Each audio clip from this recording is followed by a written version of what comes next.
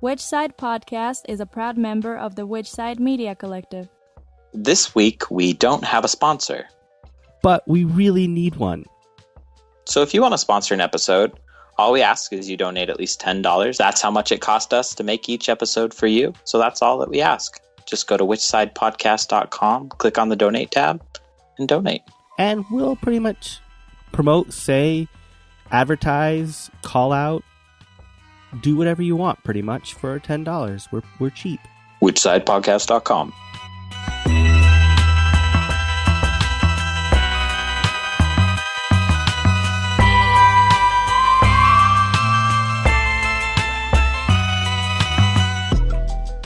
This is episode 119. Or the third installment of our lecture series. Yeah, this week we wanted to bring you a lecture that I recommend to everyone all the time. I listen to it about every 6 months or so just as a refresher. It's James Duane. He's a law professor and former criminal defense attorney. And it's pretty much just why you should shut the fuck up and never talk to police. It's called Don't Talk to the Police. What I really like about this lecture is that he gives about half the time to a current detective, and the detective is acknowledging the entire time exactly why you shouldn't be cooperating with them. So it gives you the full rounded picture. Do we have any news and events this week, Jordan?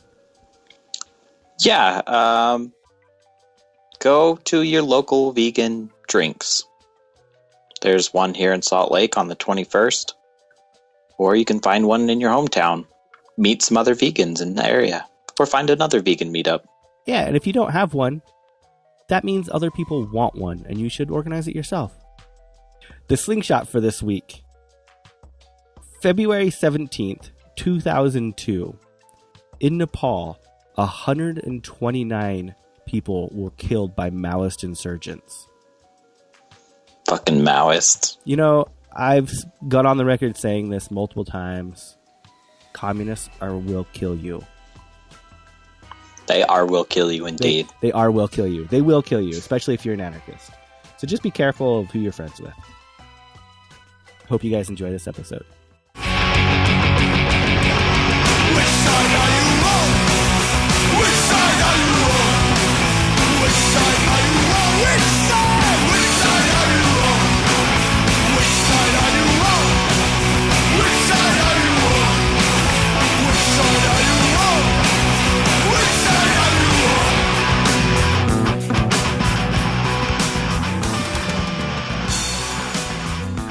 I was invited to give you a taste of a typical law school classroom experience here today, and I thought I would take advantage of this opportunity to do something that's been on my mind for a while. To stand up and to proudly say, God bless America, God bless the Bill of Rights, and thank God for the Fifth Amendment. I'm not ashamed to say I'm proud of the Fifth Amendment, and I'm proud to admit on camera and on the internet that I will never talk to any police officer under any circumstances, with all due respect, sir. I'm doing something really extraordinary here today, something you'll almost never see another law professor do as long as you live. I'm really putting myself on the spot here.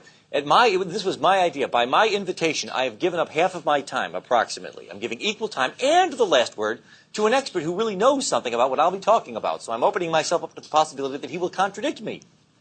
I was a criminal defense attorney when I was in private practice. So I want to make sure, in fairness to you, if I'm misleading you or giving you a slanted or one-sided presentation, you'll be able to get the last word from somebody else. I'm sure he'll have a lot to teach all of us, including myself. The Fifth Amendment to the United States Constitution provides, no person shall be compelled in any criminal case to be a witness against himself. And this unfortunate amendment has gotten a bad rap in recent times, much of it tragically and unnecessarily through, as you may have heard, the headlines. There was a recent Regent Law School graduate who was in all the news for a couple of weeks. She was an outstanding former student of mine, and she really got quite a lot of undeserved flack for the fact that she chose to exercise her right to remain silent when the Senate wanted to ask her certain questions that arguably might have tended to incriminate her. All of the world was aghast. The Christian community in particular looked at this and said, how could a Christian do such a thing? How could a Christian take the Fifth Amendment? And I said, you go, girlfriend. I do the same thing. I'll do it every time. And I want to talk to you about why that's true, but first a quick listening test.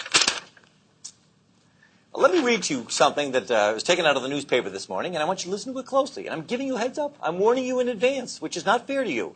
Not fair to me, but I'm giving you a warning that I'll be quizzing you on this in just a few minutes.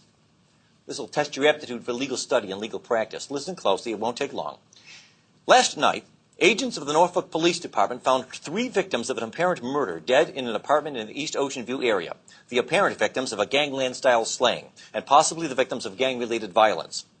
The police are investigating this as a possible murder and suicide, but right now suspect that the 3 were all killed by the same individual. No suspects have yet been identified in the slaying, but veteran police detective George Brot has confirmed that police are following up on evidence pointing to the possible involvement of an off-duty naval officer as the perpetrator. The bodies, which were found by the apartment manager at about 8 o'clock in the morning, appear to have been slain sometime earlier in the same evening, probably sometime between midnight and 2 o'clock in the morning. That's it. Those are all the facts I'll ask you to remember, and it won't be for very long either. Let's see how well you do. I'll be quizzing you in just a few minutes. Now, here's the easiest question you'll ever get from a client in all the days of your life. Question, hey, the police are here. They want to talk to me. What should I do?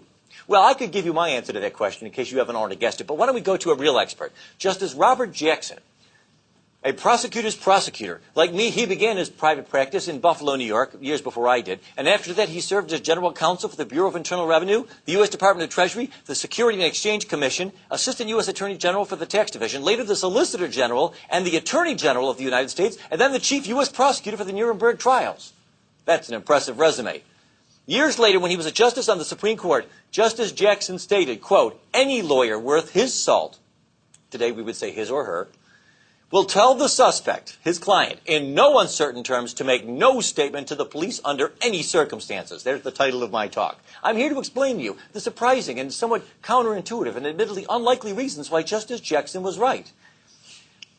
I'm reminded of this because I'm amazed, we're all amazed, by the frequency with which we see newspaper articles coming out all the time from people who really ought to know better, who say, well, I'll talk to the police. I mean, after all, I'm a senator. I'm O.J. Simpson. I'm an experienced, highly polished individual. I've got a lot of experience with public relations, even criminal defense attorneys. There was a local news story here in the Virginia Pilot just a couple of months ago about an experienced criminal defense lawyer who ended up getting convicted of criminal assault because he talked to the police. He was accused of having assaulted another attorney in the hallway. There were no other witnesses to this. A woman said that he grabbed her by the throat during an argument over a case. He denied it. At trial, it was his word against hers. He said, I did not even touch her. But unfortunately for him, when the police had approached him earlier and said, would you be willing to answer some questions? He said, sure, why not? I'm an attorney. I'm a criminal defense attorney. I'm savvy. I'm sophisticated. I've got oratorical prowess. I'm accustomed to dealing with the police, by all means. And then there was a conversation that was not recorded.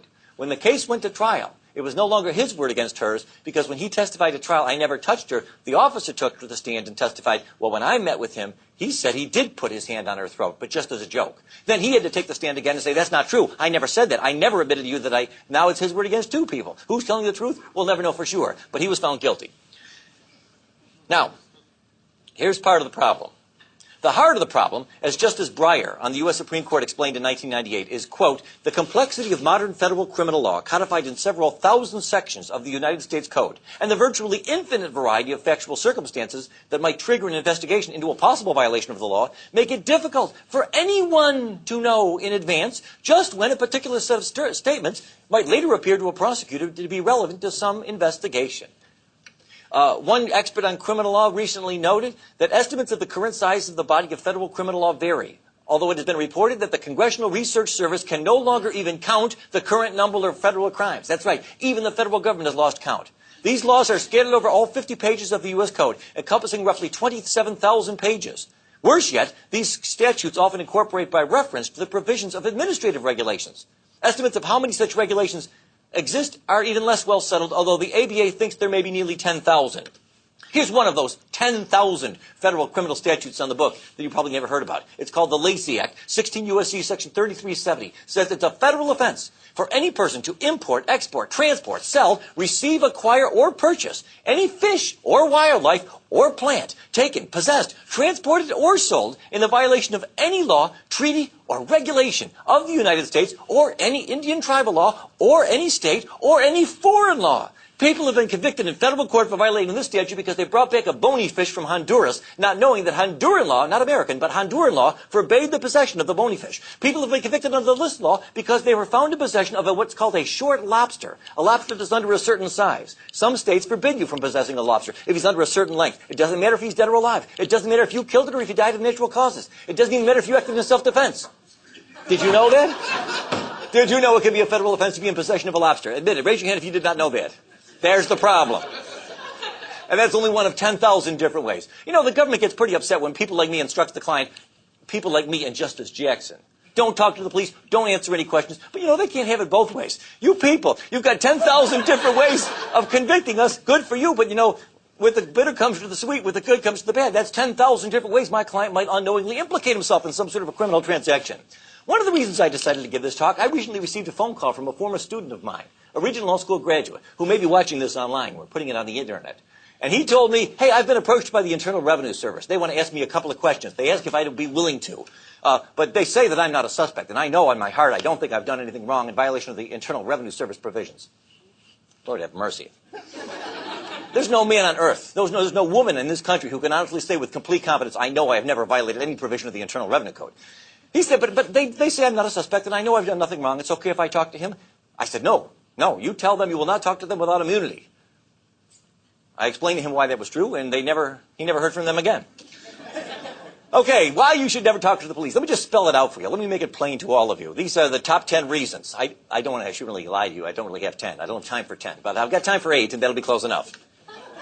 Number 1, and this really ought to be good enough. Contrary to what you laymen instinctively and naturally suppose, it cannot help. There is no way it can help you. Plenty of folks think that it can, and they're always wrong. You cannot talk your way out of getting arrested. Officer Brook, you've interviewed thousands of criminal suspects. Have you ever, how many times in your experience, have you approached someone, asked if you could ask him some questions because prior to the interview you had some evidence pointing to his possible guilt? And because of the extraordinary persuasiveness and eloquence with which he articulated his innocence, you said, oh, sorry, never mind. Bad call, my bad, I won't. And he talked you out of arresting him. You know the answer to that. Never. It never happens. I've often asked other criminal defense attorneys, in all of your experience, have you ever once had a case where you looked back in hindsight and said, thank God my client talked to the police. They laugh at me. They say, you've got to be kidding me. It cannot help you. You can't talk your way out of getting arrested. And contrary to what you might suppose if you never studied the rules of evidence, what you tell the police, even if it's exculpatory, cannot be used to help you at trial. Because it's what we call hearsay. Under the rules of evidence, specifically Rule 801D2A, if you want to look it up, everything you tell the police, as the saying goes, can and will be used against you, but it cannot be used for you. From time to time, I've known attorneys who tried to call to the stand a police officer and say, officer, would you tell the jury what my client told you because what my client told him is actually good for my case? If you tried that at trial, the prosecutor will object that it's hearsay, and the judge will agree. The police will not be allowed, at your request, to tell the jury what your client told him, no matter how good it may be for your case. It cannot help. And that ought to be good enough reason. That ought to be reason enough to keep your mouth shut. But if you're not persuaded, let me go talk about a couple of others. Number 2, obviously one of the most obvious. If your client is guilty, as many of them are, but even if he's not, even if he's innocent, he may well admit his guilt with no benefit in return. Now, of course, many of you are thinking to yourself, well, what's so wrong about that? I mean, shouldn't guilty people be confessing? Confession's good for the soul. It's good for law enforcement. It's good for the prisons. Yes, sure, all those things are true. And like the rest of you, if I or anyone close to me is ever the victim of some sort of a serious crime, I hope they get the right guy. I hope they convict him. I hope they put him away. We all feel that way. Hey, but what's the rush, friends? You don't got to admit your guilt the first time they come by to meet with you. In federal court, 86% of all defendants plead guilty at some point before trial. If your client is guilty and really ought to punish and really ought to have go through some sort of a cleansing act of contrition and fess up and admit his guilt, there'll be plenty of time to do that. They almost always do. No need to rush, no need to tell the police something. Wait and see if perhaps your client can work out some sort of an arrangement where maybe he'll make some sort of compensation to the alleged victim, or maybe he'll be able to get some sort of a discount in his sentence. And he'll be treated fairly then, like everybody else who had the benefit of a good lawyer who said, please do not talk to the police. And don't forget, by the way, even if your client only admits things that the police already knew, you might think, well, what harm can it do? He says he wants to talk to the police. All he wants to do is admit that he was there, but the cops know that he was there. All right, go ahead and tell him. Well, how can it hurt? It might hurt if the police officer becomes transferred to Minnesota, or deceased, or injured, or comatose, or cannot be located by the time of trial. The case will be dismissed if there's no confession. But if your client admits 2 things, that confession is freely admissible against him, and it can be a basis for getting him convicted all by himself. Senator Larry Craig can explain all of this to you.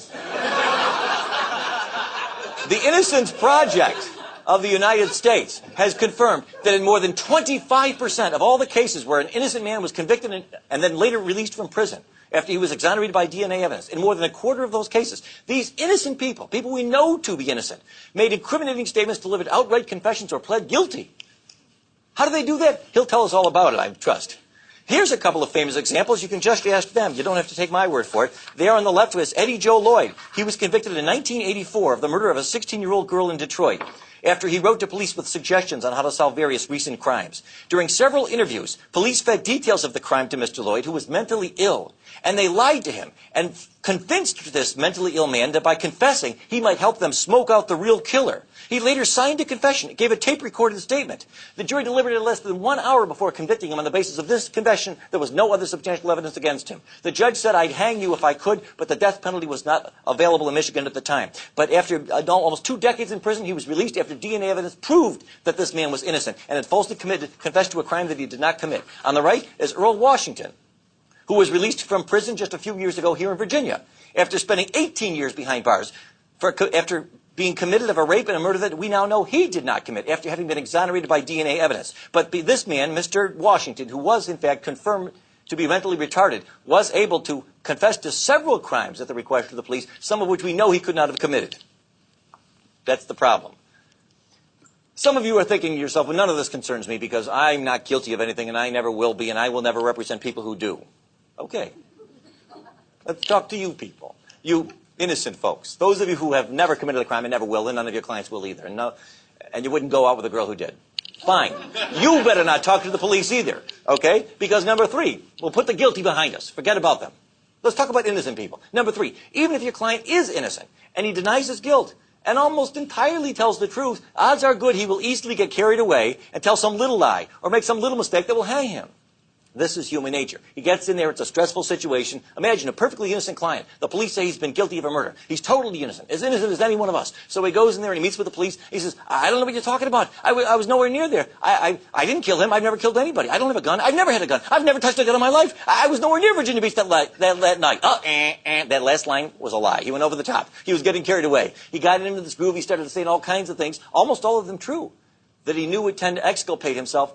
Then he got carried away and just said one thing that wasn't true, and unfortunately for him, they can prove that it wasn't true. He may be convicted on that basis alone. But let's say, well, that's not a problem. I'll tell my client only to tell the truth. I've met with him. I know he won't lie to the police. He won't make any mistakes. Okay, that's still no guarantee you won't be getting into trouble. Because even if your client is innocent and only tells the truth and doesn't say anything that is false. Now, already, mind you, we're pretty well nigh into fantasy land. The odds of this anybody being able to pull this off are really quite slim, no matter how innocent they may be. But just to the same, let's pretend. Let's assume he gives the police nothing but the truth, and he is totally innocent. He will always give the police some information that can be used to help convict him. Always. For example, suppose you tell this to the police. Here's what your client tells to the police in his denial of guilt. I don't know what you're talking about. I didn't kill Jones. I don't know who did. I wasn't anywhere near that place. I don't have a gun. I've never owned a gun in my life. I don't even know how to use a gun. Yeah, sure, I never liked the guy, but who did? I wouldn't kill him. I've never hurt anybody in my life, and I would never do such a thing. Let's suppose every word of that is true. 100% of it is true. What will the jury hear at trial? Officer Brook, was there anything about this, your interrogation, your interview with the suspect that made you concerned that he might be the right one? Yes, there was. He confessed to me that he never liked the guy. And then the prosecutor will put that up in big letters, and he'll say, ladies and gentlemen of the jury, it's pretty clear that we've got the right guy here. We've proven that he was in Virginia Beach that night. That's opportunity. And remember, Officer Brook admitted that after extended questioning, he was finally able to get the defendant to admit that he never liked the guy. There's your motive. Motive plus opportunity. Wham, bam. Please. But juries eat it up. And innocent people get convicted this way sometimes. How often? Hopefully not too often, but we know what happens. The United States Supreme Court, don't take my word for this. In Ohio versus Reiner, the Supreme Court of the United States said, quote, one of the Fifth Amendment's basic functions is to protect innocent men who otherwise might be ensnared by ambiguous circumstances. Truthful responses of an innocent witness, as well as those of a wrongdoer, may provide the government with incriminating evidence from the speaker's own mouth. See, it's not just some criminal defense attorney telling you this. Even the Supreme Court says I'm right. Under the facts of that case, by the way, in Ohio versus Reiner, a child tragically was died, apparently the result of shaken baby syndrome. The question was who had shaken this baby to death. And one of the possible suspects was a babysitter who had spent some time with the child that week. The babysitter's story was, I don't know what you're talking about. I did not kill the child. I did not see it happen. I don't know who shook the baby. It was never me. I never did anything of any violent nature to the child. The Ohio State Court said, well, you've got no Fifth Amendment privilege. You, by your own admission, told the investigators that you've done nothing wrong, that you were not involved, so obviously your answers can't incriminate you. The United States Supreme Court reversed and said, well, that's not true. Even though this babysitter denies shaking the child, denies seeing the child die, denies knowing how the child died, this babysitter, by her own admission, apparently the government wanted to ask whether the babysitter might have been with the child at some point that week, during the week prior to the death. And that answer, although by itself not sufficient to convict anybody, could help convict her. That means she's got a Fifth Amendment right to refuse to answer to the question the court held, because it could be used to help convict. Ullman versus United States, the Supreme Court said more than 50 years ago, eerily prophetic. They said too many Americans, even those who should be better advised, view this privilege as a shelter for wrongdoers. They too readily assume that those who invoke it are either guilty of crime or commit perjury in claiming the privilege. That's not true, and it never has been. But it gets worse. Can it get worse? It can. Number 5. Even if your client is innocent and only tells her the truth and does not tell the police anything incriminating, which, by the way, is almost impossible to pull this off. I mean, imagine talking to the police for 2, 3, 4 hours, and somebody like him can't somehow manage to extract from you something that could be used to help convict you. That'd be extraordinary. I don't think anybody's pulled it off. But even if you could pull it off, there's still a grave chance that his answers can and will be used to crucify you in a court of law if the police, no offense, don't recall his testimony with 100% accuracy. All right, now this brings us back to that pop quiz I warned you about. I told you earlier, remember, it's only been a few minutes, and you weren't up all night, and you weren't the subject of physical duress. You were in the relaxed setting of a classroom here. You were given heads up, advance notice that you would be quizzed on this. Question. We'll start with a couple of easy ones. Remember that article I read you about that? How many people did the police find shot to death last night at that Ocean View apartment that I told you about? A, 1, B, 2, C, 3, D, 4. Who says A? B. C. Get that with a camera. Move that camera around. Look how many hands we've got there for C. Okay, D. You're all wrong. Everybody who raised their hand, you are the kind of people who should never talk to the police under any circumstances for as long as you live. Why is C not the right answer, by the way? If you know, raise your hand. Yes? Because you didn't state the cause of death. Excellent. I didn't say anybody was shot. I didn't say gun, bullet, shooting, firearms. Didn't use any of those words. But I don't blame you if you thought that I did. This is the way the human mind works. We hear things. We fill in details. I said gangland-style slaying. That may or may not imply something, but it doesn't mean that anybody was shot. And that's the problem. You see, even if your client is innocent and only tells the truth and doesn't tell them anything incriminating, and his statement is videotaped, his answers can be used to crucify him. You might say, wait, how can that happen? I insisted, in my insistence, I called the police and I said, look, if you want to talk to my client, you can talk to him, but only if you videotape the whole thing. I don't want there to be any debate between the two of you over what happened. Okay, we'll videotape the whole thing. If the police don't recall their questions with 100% accuracy, he'll be convicted on that statement alone. For example, suppose a man goes to the police, they say, we're investigating a possible murder, a shooting. And the guy says, quote, I don't know who killed Jones, Officer Brooke, with all due respect. It wasn't me. I've never touched or fired a gun in my life. How can that help incriminate this man? How could that possibly be used against this man to help convict him? You would think it's inconceivable. But it's as easy as pie. All the officer has to do is read this statement to the jury, and then the prosecutor says, Officer Brooke, was there anything about that statement that confused you or surprised you? Yes, there was, he says, in a moment of sinister, high drama in the courtroom. And what was that? And then Officer Brooke turns to the jurors and he says, I never said anything about a shooting. I said we were investigating a murder. He was the one who brought up a gun. Then you turn to your client, and your client says, that's not true, that's not true. I remember he was the one, or one of the cops. I was with them for 3 hours. One of them in the car said something about, they said they had a witness that I was the shooter. Okay, I'll put you on the stand. And then your client testifies, no, they did tell me shooting. They mentioned it before I said anything about a gun. They brought it up first. And then the police said, that's not true. And now what? It's your word against theirs? For what?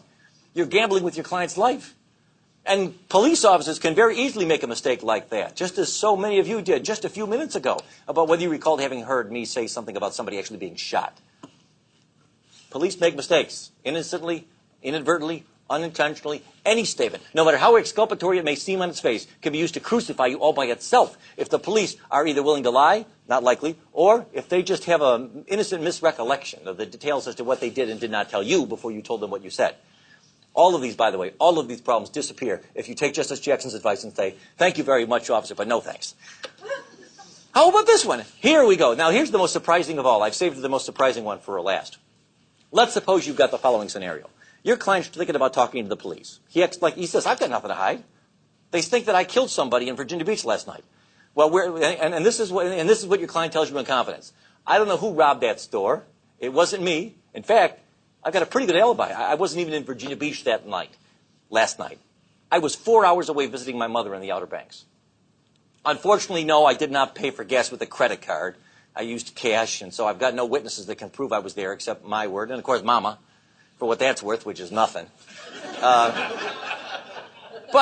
So your client says, so the police want to talk to me, and I want to seem cooperative, so what I'll do is I'll tell them that I was in the Outer Banks last night. Now, there's nothing on its face incriminating about any of that. Let's assume, by the way, that you believe with all your doubt. You've given your client a polygraph exam. You've known him for years. You've been going to the same Bible study for 30 years. You know beyond a shadow of a doubt that he's telling you the truth. And he's not admitting anything. He's not admitting motive. He's not admitting opportunity. He's not admitting that he was there. How on earth could this come back to haunt us? How on earth could this come back to be used against us? Be honest. Raise your hand if you really think the answer to that question is, I can't see how it could possibly be used against me. You're afraid I'll call on you, right? I won't call on you. Well, you're wrong. You're dead wrong. You're always wrong. Everything you say, every time you talk to the police, you will regret it. You see, the problem is, here it is. This is the last point. I think it's almost, even if your client is innocent and only tells the truth and doesn't tell the police anything incriminating, and the entire interview, questions and answers are videotaped, even his truthful answers can be helped to crucify even an innocent man. If the police, through no fault of theirs, end up in the possession of any evidence, even mistaken and unreliable evidence, that anything your client told them was false, even if in fact it was true. Again, going back to this example from a moment ago. Let's suppose I go ahead and I meet with the police. I think I got nothing to hide. I tell them I was in the Outer Banks last night, officer. How can that be used to convict me? By itself, it cannot. It cannot help at all by itself. But what if I later find out, to my horror, after I put my cards on the table, that they've got a witness, a girl that I went to high school with, an unimpeachable witness. We've never been enemies. She'd have no reason to lie. She swears she thinks she saw me in Virginia Beach last night, a couple of blocks away from that store, about an hour before it was robbed. Now, her testimony by itself isn't going to help the prosecutor. Hell, if she's all they've got, I'll get this case thrown out before trial. But if, like an idiot, I talked to the police and I told them the truth, I told them I was in the Outer Banks, and now, lo and behold, tragically, it turns out they've got a witness, a false, mistaken, confused, but sincere and credible witness who could testify that I was here in Virginia Beach. Now they're likely to get a conviction. Because what they'll do, I've just turned this cop and this woman into the government star witnesses. They'll put Officer Brot on to testify about how my client lied to him about being in the Outer Banks, and then they'll put on this girl who otherwise would have not even helped with their case at all, who will testify, no, that's not true. That was a lie. I saw Mr. Duane's client here in Virginia an hour before the robbery, not so far from the store. By herself, she would not have helped the government in any significant way. But what I have just done, you see, is given them the other part of the puzzle. And now I'm doomed. Just ask them. I close with this example. Here we have a couple of recent celebrity examples of why it is that even people who admit nothing always end up denying it. They always end up regretting it. On the left, we have Martha Stewart. She was the subject of an extensive government investigation that was looking into the possibility that she was guilty of violations of certain federal laws, securities laws, fraud kinds of things. They couldn't pin that on her, but they were able to get a conviction because she denied it. Talking to the police and later to some of the shareholders, she said, no, it's not true. I was not guilty. So they charged her with lying to federal investigators, and they got a conviction, and she was sentenced to 5 months in prison. Marion Jones, on the right side, another person who would still be out today if she had always taken the advice that I'm giving you now. She was asked if she had ever used steroids, a controlled substance. And instead of taking the fifth, she said, no, I never took steroids when I won those Olympic gold medals. Later on, it turned out that she was lying. She worked out a deal. She pled guilty. She admitted that she was lying. And she, over her strenuous, tear-filled objection, even though she has 2 young children, was just recently sentenced to prison for 6 months. The guy who sold her the steroids, the pusher, he got only 4 months. But she got 6 months because she lied to the police and said that she did not do it. You see the problem. Michael Vick, who recently pled guilty, as you know, to these charges with respect to the operation of this dog combat sort of operation at his home. At sentencing, like many other criminal defendants, even though he eventually pled guilty at sentencing, one of the reasons his sentence was a little harder than it might have otherwise been, the judge said, was because when he initially met with the police, he lied to them and said, I didn't do anything. I didn't do it. I don't know what you're talking about. Even guilty people, but not only guilty people, will always end up regretting talking to the police. So my advice to you, Justice Jackson was right. Any sane, competent lawyer in his right mind will always tell every client under all circumstances, I don't care if you're innocent. I don't care if it's the truth. If it's the truth, great. We'll tell the jury all about it. There'll be time enough to put our cards on the table. But before we get there, I haven't seen yet what the police got. They may have mistaken and confused witnesses who will contradict even the truthful stuff that you say. We have no way to know, no way to predict whether the information that you give them, even if truthful and reliable, will end up unwittingly dispelling our demise. So keep your mouth shut. Don't answer any questions. Let's take the fifth. You'll be glad that you did. God bless America. God bless the Bill of Rights and the geniuses who bequeathed it to us. But now, in fairness, I'll give equal time, or what's left of equal time, to a police officer who will explain to the extent to which, if any, he agrees or disagrees with anything I've got to say. I have no idea to know what he's going to say, but it'll be interesting. Here, let me give him the microphone. Let's give him a hand. Officer George Brook, the Virginia Beach Police Department.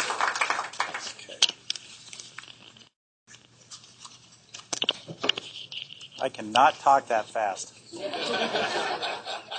Not even an interview, and I'm going to take the podium here, Professor. Because I took notes on some of the things you said. And everything he said was true. Okay? And it was right, and it was correct. And I'm just going to give you a few ideas. I'm going to tell you a few examples, but first I'm going to give you a little information. As was said earlier, I've interviewed thousands of people. I've interviewed people with foreign police departments. When I was in the Navy, I was in law enforcement, and I was a criminal investigator. Thank God we're in the United States, because most interviews in Italy, Spain, and so forth start out physically. Okay? There's no police abuse over there. They can do pretty much what they want. Anytime they want, anyhow they want. So just be aware of that and be thankful for where you're at. Biggest question I was asked when I am a 3L, and there's some of my classmates in here. Best day's coming up, May 10th, when we get to leave. So those of you that are applying, and I told a couple of people this, you think it's hard getting into law school? Try getting out. Okay? A couple of things I was asked. How do I quit from getting speeding tickets? Very easy question. Quit speeding. Okay? But something Professor Dwayne brought up, are any of you guilty of anything? How many of you drove here today? Anybody go above 55 on the interstate? Anybody drive at home and go above 55 on the interstate? Because if you stay... I told you, don't I know. I remember, but I was doing it anyway. I did it intentionally. And there you go. And people are inherently honest, and that's their biggest downfall. Okay? They really are. Or they want to tell their story.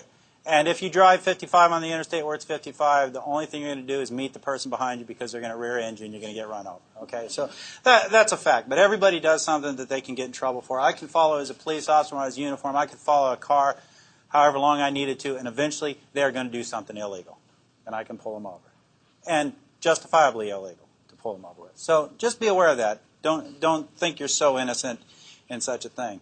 When you get stopped for a traffic ticket, everyone likes to be somewhat honest.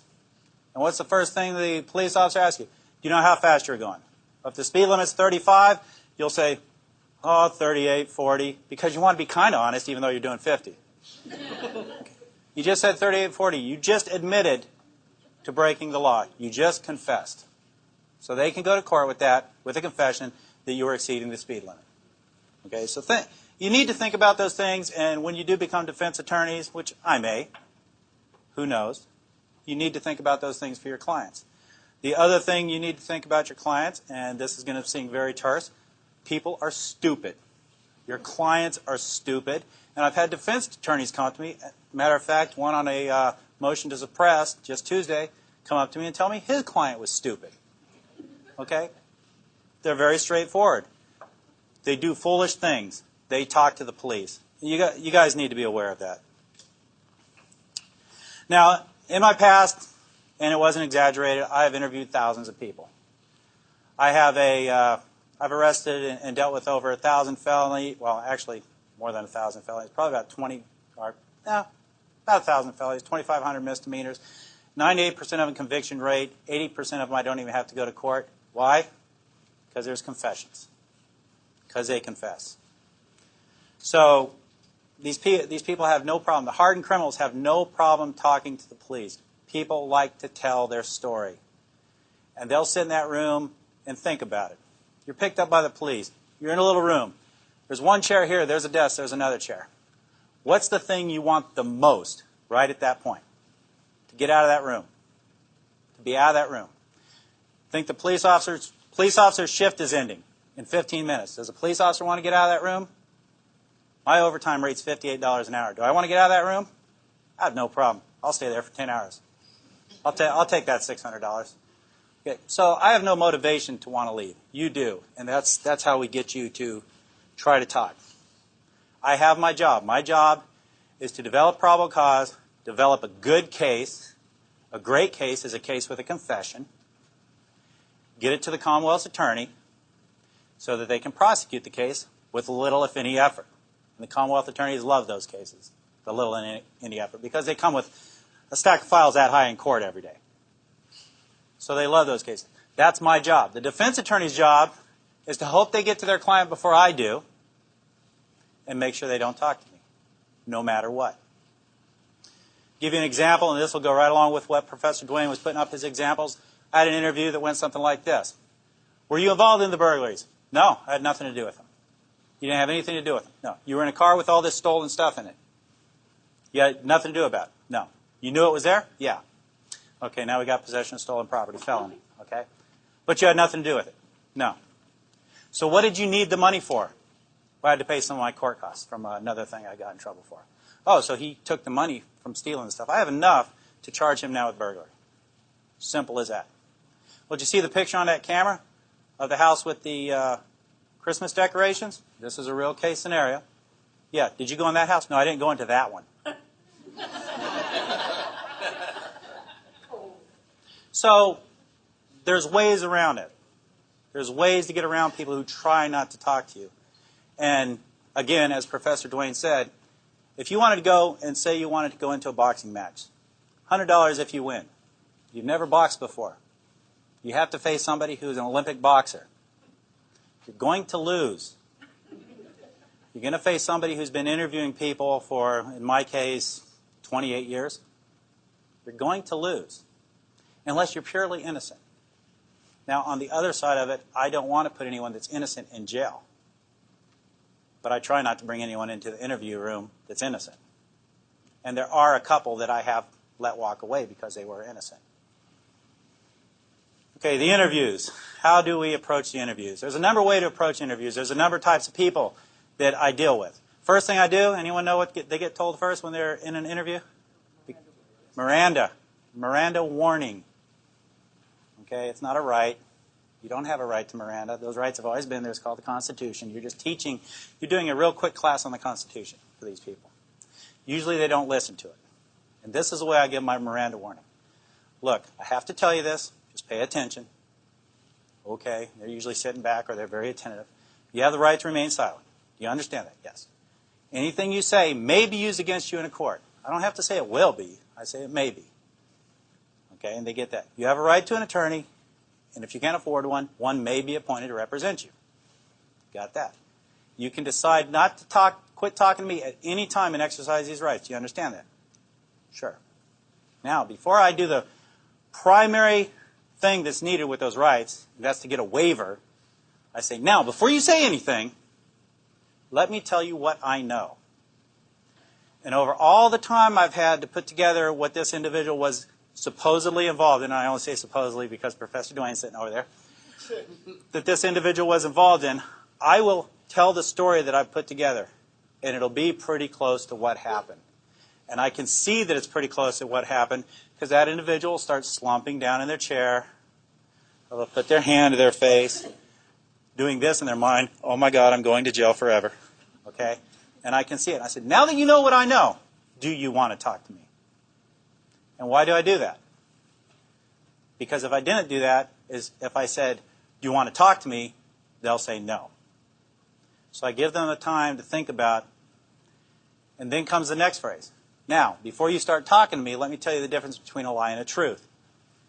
If you lie to me, and I get before the judge, and I tell the judge that you were dishonest with me, that's just not going to make him happy. But if I get before the judge and tell him you're honest, straightforward, willing to take responsibility for your actions, that is going to help you. That's not a lie, though. That is true. In Virginia Beach courts, it will help them. You know, They may not get 5 years. They may get 3 years. They're still going to prison. Or they're still going to have a felony, but it will help them.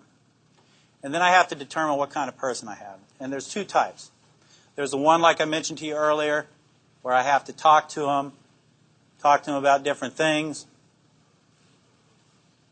get into their own skin, as the word is, and try and get them to talk to me and discuss things. I had a sexual assault case. I had to talk to the guy how hot the woman was, and I understand where he was coming from.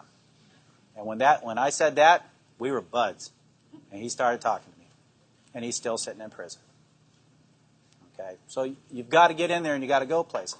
The other side is, I can't try and act like that individual acts. Okay? I can't try and act like what we call lovingly a hood rat. I can't try and act and talk like him. Because I'm an older white guy.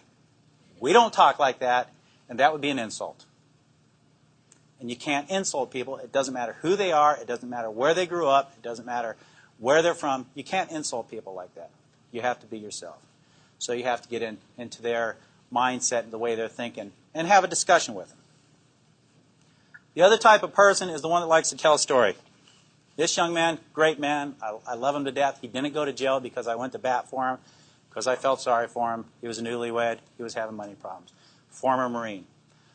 I said, tell me what happened. And he told me this beautiful story about what happened. What he had done is he had sold a piece of equipment that his ex-employer had that he had stolen.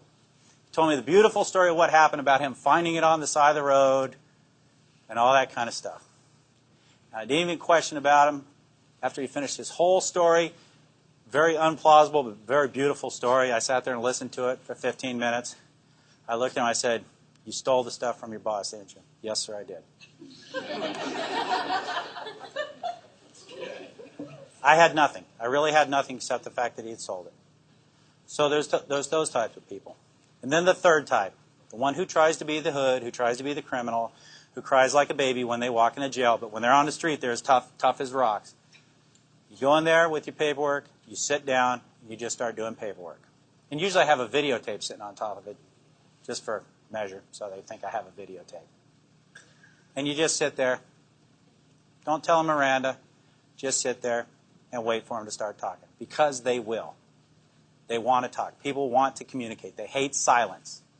That's why when people speak, you hear, when they're talking, because they need to fill that void with something. People hate silence.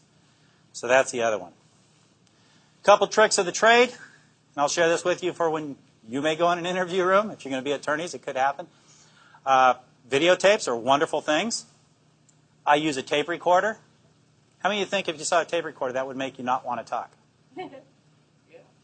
They talk, and this is how I do it. I bring the tape recorder and say, look, I'm going to use this recorder because my writing's terrible. I can't read it if I write it down, so I'm going to use this. Is that all right with you? Don't have to ask them that. Is that all right? Yeah, no problem. So I turn it on. And they watch the tape recorder.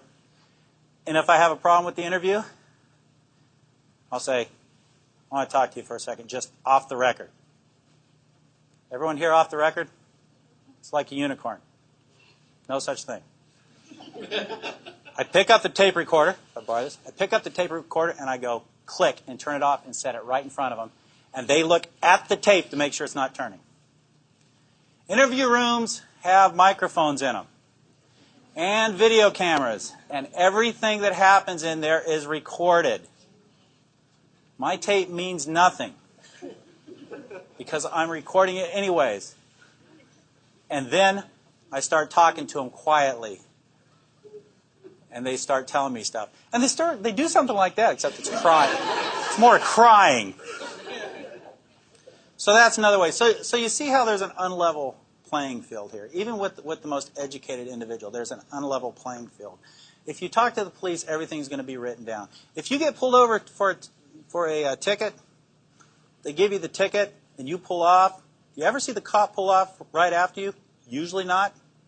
That's because on the back of their ticket, they're writing down everything you said. And it's going to come into court if you go to court. Everything that's said, I write down. Every phone call I make has to have a listening device on it. Is that illegal? How many parties need to know that a phone conversation in Virginia is being recorded? One. Me. I knew it was recorded. I get many, many confessions over the phone.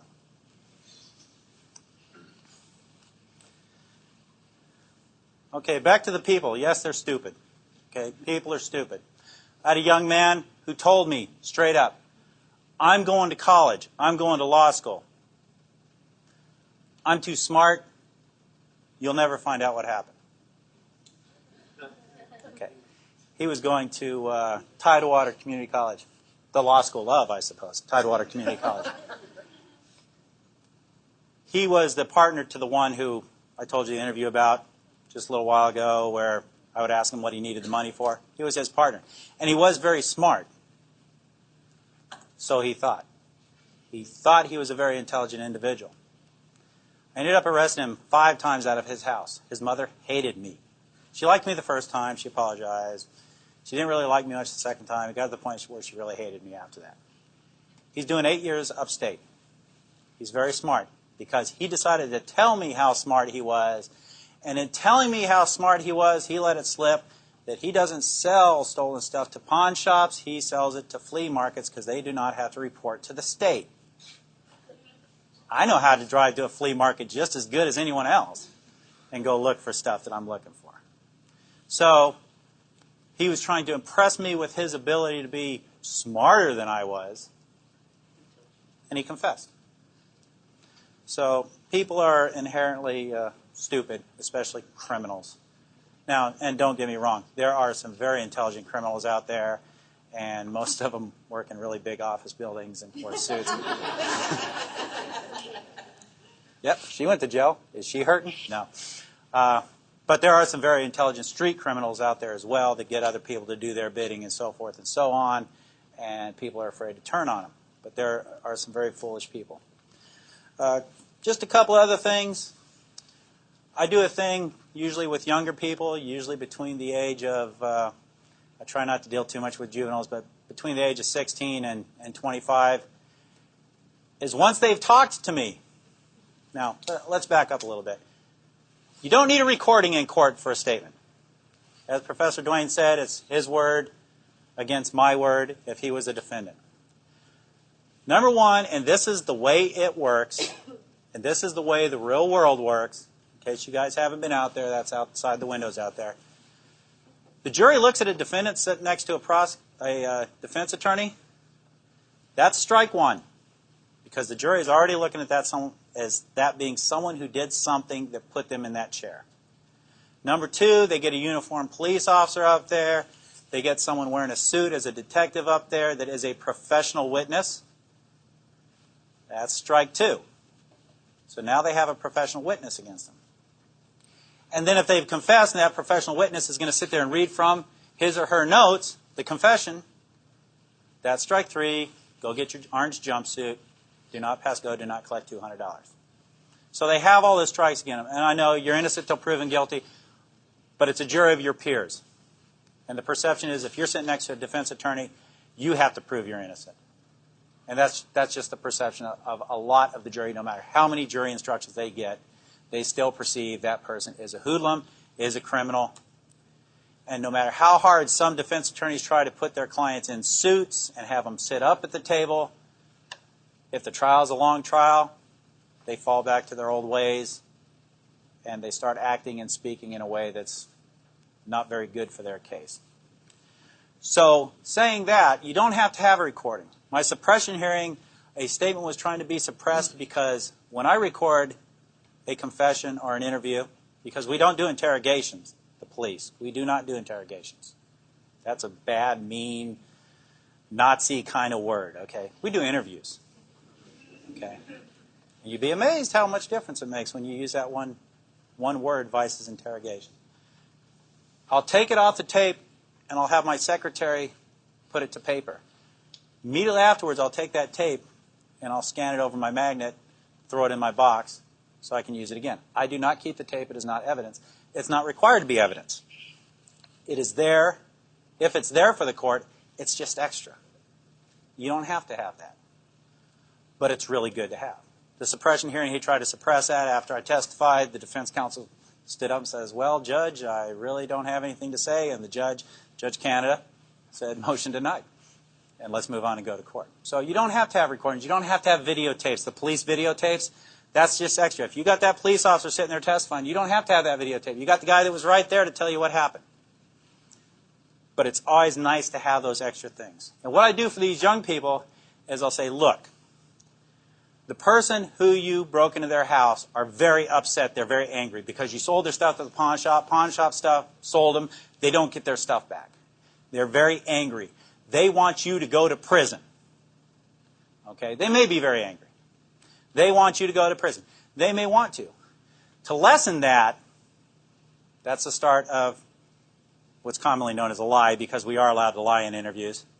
To lessen that, you might want to make them happy. And the reason that's a lie is because when it is a felony in the Commonwealth of Virginia, the victim has nothing to do with the prosecution or how long the people go to prison or any of that kind of stuff. We're prosecuting them, not the victim. But to lessen that, what I'd like you to do is write an apology letter to the person whose house you broke into. Just write it out. Well, how do I write it? In your own words. Just write, I'm sorry for what I did. Then say that, when I broke into your house the other night, whatever. They write it out. They sign it. I sign it as a witness. I put the date and the time that it was written. I give it to the Commonwealth's attorney. It's entered as evidence as a written confession in the person's own handwriting. I don't type it up again and have them sign it. In their handwriting, a written confession. Is that person going to get convicted? I have never seen them not get convicted on that. On an apology letter. So, in support of Professor Duane, everything he says is right. That's what I do. This week you heard The Kid Who Drowned at Summer Camp by Hot Sugar. Right now you're listening to Music is Math by Boards of Canada. iTunes rating and reviewing. Every week we say it at this time. It's super important. It really helps us out. And we've got a pretty good response from a lot of you. So just keep doing it. If you haven't done it yet, go rate and review us. If you have somebody's phone, just grab it from them and do it for them. Subscribe. Do them a solid. It's free. And it does us a solid. It's a win-win for everyone. They'll like you more. Or not. It doesn't matter. Also, if you're not friends with us yet, you can be our friends on social media. Just go to whichsidepodcast.com, click on the social tab. And we often post a lot of things that we don't talk about on the show. So find out the latest news, what we're up to, and things that interest us. I really like the post you did about the traveling kids on the trains. Yeah. Yeah, it's sweet. And you don't get that stuff unless you follow us. Fuck shit damn. Fuck shit damn. We need a social media intern to join our team. If interested in becoming activist famous or a level 5 vegan, hit us up on social media. Which Side Podcast is hosted and produced by Jordan Halliday and Jeremy Parkin of the Which Side Media Collective, with web design by Jordan Halliday and sound design by Jeremy Parkin. Booking by Mari Halliday. Theme music by Commandantes. Go to whichsidecollective.org to check out the other shows in the collective. As always, fuck shit damn.